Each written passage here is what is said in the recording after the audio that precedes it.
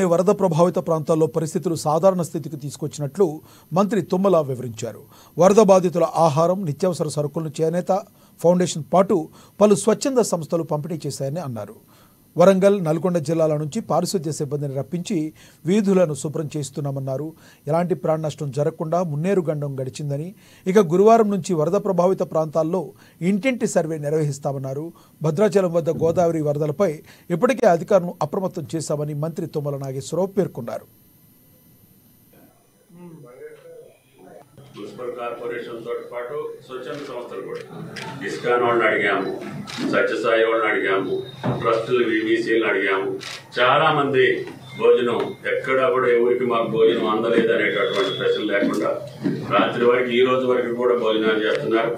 ఇంకా ఇంట్లో వంటకి అనుకూలంగా లేనటువంటి వాళ్ళు వస్తే కూడా దాన్ని కంటిన్యూ చేయమని చెప్పారు.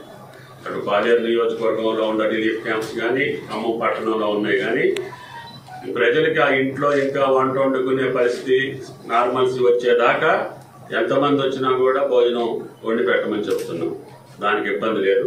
వండుకుంటాను అనుకునే వాళ్ళకి అందరికీ కూడా నిత్యావసర వస్తువులతో పాటు అన్ని బట్టలతో పాటు పాలతో పాటు ఇళ్ళకి వెళ్ళిపోయినాయి.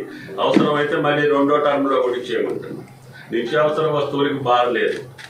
ఈ 10 కేజీలతో పాటు వాళ్ళు సెటిల్ అయిపోతాయి అనేది కాదు. ఇంకా ఆ కుటుంబంలో బాధ ఉందనుకోండి, ఇంకా నిరుపేదలు ఉన్నారనుకోండి, వాళ్ళకి పని దొరకట్లేదు. కలెక్టర్ గారికి చెప్తున్నా రెండో ట్రిప్లో కూడా ఇచ్చేయండి అవసరమే. ఈరోజు అందరికీ చేరతాయి. రేపటి నుంచి కూడా అక్కడ పరిస్థితిని బట్టి ఇంకా నది పక్కలో ఉన్నటువంటి చిన్న సందుల్లో, చిన్న గొంతుల్లో ఉన్నటువంటి వాళ్ళకి ఆ ఇల్లు ఇంకా నార్మల్సీకి రావాలంటే ఇంకా కొద్దిగా సమయం పట్టవచ్చు. తడిసిపోయింది. కరెంటు మీటర్లు పెట్టాలి. అదే మీటర్లు పెడితే షాక్ వచ్చే పరిస్థితి ఉంది.